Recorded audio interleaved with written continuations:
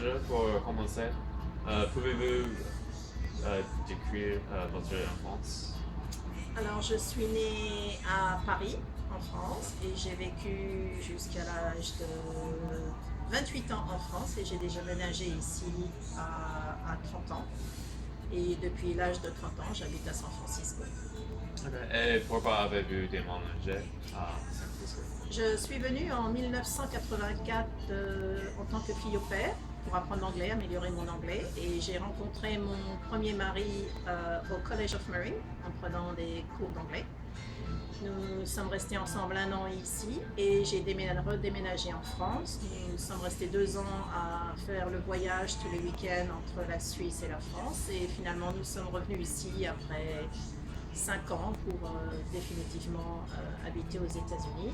Et puis malheureusement, après 8 ans, nous avons divorcé et j'ai rencontré un Français et je me suis remariée avec un Français à San Francisco. Et maintenant, qu'avez-vous fait pendant votre temps libre? Temps libre, j'en ai pas beaucoup. Quand on a un business, c'est très dur d'avoir du temps libre, surtout quand on lance une nouvelle opération. Nous sommes aussi grossistes, comme on dit wholesaler, depuis 8 ans. Donc nous vendons déjà du fromage et plein de gourmet food au restaurant sur la baie. Et nous avons ouvert ce petit magasin qui est une épicerie française il y a à peu près 1 an et demi. Donc démarrer une nouvelle entreprise, c'est beaucoup de temps, beaucoup de boulot, mais bon, j'arrive à prendre un jour de congé le dimanche maintenant. Et ce que je fais, en réalité, rien. Je me repose ou je m'occupe de ma maison, j'ai 2 petits chiens, je m'amuse avec mes petits chiens. Et puis voilà. Et sinon, j'aime beaucoup, bien sûr, manger, donc essayer des nouveaux restaurants et faire beaucoup de shopping ou de recherche pour savoir ce qui se fait ailleurs aussi. Et quand a commencé votre intérêt pour le fromage? Ça a commencé, en réalité, c'est un business qu'on a avec mon mari. Mon mari, ça fait à peu près 20 ans qu'il était représentant. Il a décidé d'ouvrir sa boîte de grossiste il y a 8 ans. Et il a commencé le fromage il y a à peu près, je dirais, 3 ans, où on a fait sérieusement, où on importe le fromage direct de France. Donc nous sommes importateurs de fromage. Et donc mon intérêt est venu depuis qu'on a ouvert la boutique, parce que je suis maintenant à plein temps impliquée dans la boutique et le fromage. Donc disons que quand vous êtes français, on mange du fromage à tous les repas. On commence par un plat, après c'est une salade, un fruit ou un fromage. Donc toute ma vie, j'ai été éduquée à manger un morceau de fromage à la fin du repas, mais j'étais pas impliquée, je ne savais pas quelles étaient toutes les différences de fromage. Et maintenant je suis impliquée à 100% et j'ai même découvert beaucoup de fromage en étant ici. Est-ce que votre travail vous rend heureux? Mon restaurant préféré, c'est ça? Non? Est-ce que ce travail est une chose? Oh, le plus surpris dans votre travail? De satisfaction? Est-ce que votre Est-ce que votre travail... Ok. Oui, il y a des bons côtés et des mauvais côtés comme dans tous les travail. Oui, ça me rend heureuse. Je rencontre des gens très intéressants. Il y a beaucoup de Français que j'ai rencontrés dans la baie, d'autres gens intéressants, et je suis aussi heureuse de participer et de promouvoir les petits artisans locaux. J'ai une Française qui fait des confitures, j'ai un autre monsieur qui fait des petits cheesecakes. Aujourd'hui, je vais commencer à vendre des petits bouquets de fleurs qui sont faits par une jeune fille qui est dans sa boîte et qui fait des bouquets avec que des fleurs naturelles, et 25 cents de chaque bouquet va à une organisation charitable pour des enfants.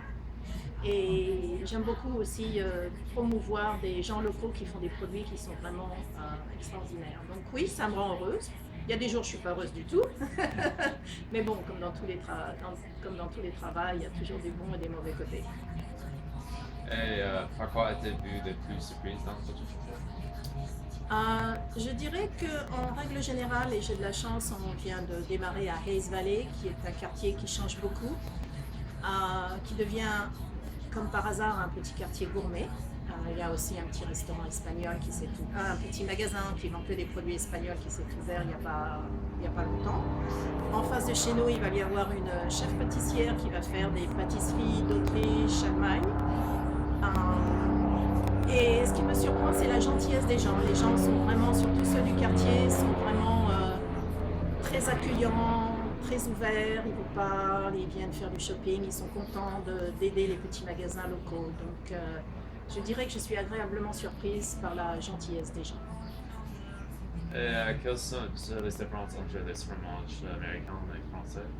En fait? Alors je ne suis pas une grande experte parce que on ne fait que des fromages français ou européens. Je dirais qu'il y a de très bons fromages américains et je pense qu'ils ont beaucoup appris en allant en France et en étudiant en France comment faire des fromages et ils ont ramené leur savoir-faire ici.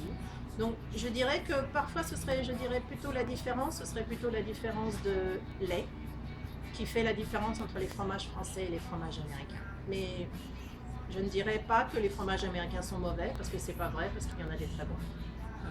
Et les repas aussi, il y a une différence entre les repas français et américains. Les quoi? Les spots américains et français. Ah, les repas. Disons que je peux dire, moi, la seule différence qu'il y a, c'est que je me souviens quand j'étais jeune, on s'asseyait le soir à table et nous mangions avec papa, maman, les enfants, tous ensemble. Moi, j'ai 2 filles. Je crois qu'on s'assoit peut-être ensemble 2 fois dans l'année, Thanksgiving et Noël. Sinon, c'est chacun mange de son côté. Je ne sais pas si tout le monde fait comme ça, parce que je ne connais pas toutes les familles et comment elles font, mais je pense que la différence aussi, c'est que beaucoup de repas américains commencent par le fromage. Comme je disais, nous en France, on finit par le fromage. Donc, ce serait un petit peu la différence de savoir où est placé le fromage. Et avez-vous la vie française, la vie en France ou la vie à San Francisco? Ça fait à peu près 22-24 ans que je suis ici et je dirais franchement que je préfère la vie ici. Quand je rentre à Paris, je me sens une étrangère. Ce n'est plus chez moi. Et puis il y a beaucoup de choses, surtout en venant de Paris, que je ne supporte plus. La pollution, l'agressivité des gens, la circulation des voitures. J'ai plus l'habitude. Les espaces sont plus petits alors qu'ici tout est grand, tout est dans l'espace. On est à San Francisco.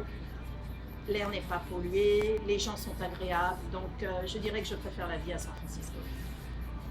Et pourquoi avez-vous ouvert une fromagerie ici? La raison pour laquelle on a ouvert une fromagerie, c'est parce que depuis 8 ans, nous sommes grossistes et il y a eu une demande, nous avons fait des portes ouvertes, c'est-à-dire qu'on ouvrait l'entrepôt au public et les gens voulaient qu'on les fasse de plus en plus souvent. Donc on s'est dit, il y a peut-être une ouverture. Et en plus, ça nous sert de showroom pour la distribution. Les chefs viennent ici, comme le chef de Atelier Crème, le chef de La Folie. Ils viennent ici et comme c'est des Français, ils font comme en France, ils vont venir choisir leur fromage à la fromagerie. Okay. C'est quelque chose qui se fait beaucoup en France. Donc, c'est la raison pour laquelle on a décidé d'ouvrir une fromagerie, comme une sorte de showroom pour notre business. Est-ce que vous considérez San Francisco une ville francophone? Je dirais qu'il y a beaucoup de Français, oui. Apparemment, dans la baie, nous sommes 60 000 Français. Comptez. Je ne sais pas combien d'illégaux. Mais oui, je dirais. San Francisco est une ville, je dirais, qui est très, comme vous le dites très bien en anglais, melting pot. Il y a une grosse communauté asiatique et j'ai beaucoup de clients asiatiques. Parce que le monde asiatique découvre les fromages, découvre les nouveaux produits, deviennent très gourmets. Donc entre les Français, les Américains qui voyagent de plus en plus et qui sont aussi ouverts à des nouveaux produits gourmets, je dirais que c'est une ville francophile, mais c'est aussi une ville internationale. Et quel est votre restaurant préféré ici? C'est dur à dire. Il y en a plusieurs. Tout dépend. Nous avons un petit restaurant à côté qui s'est ouvert il y a à peu près 6-9 mois, qui s'appelle Rich Table. Il fait des plats absolument formidables. Un de mes préférés, c'est Piperade, qui fait de la restauration basque. Et la semaine dernière, j'ai découvert Gary Danko. C'était très très bon. Donc, mais il y en a trop, je ne pourrais pas tous les nommer. Quel est votre plat américain préféré?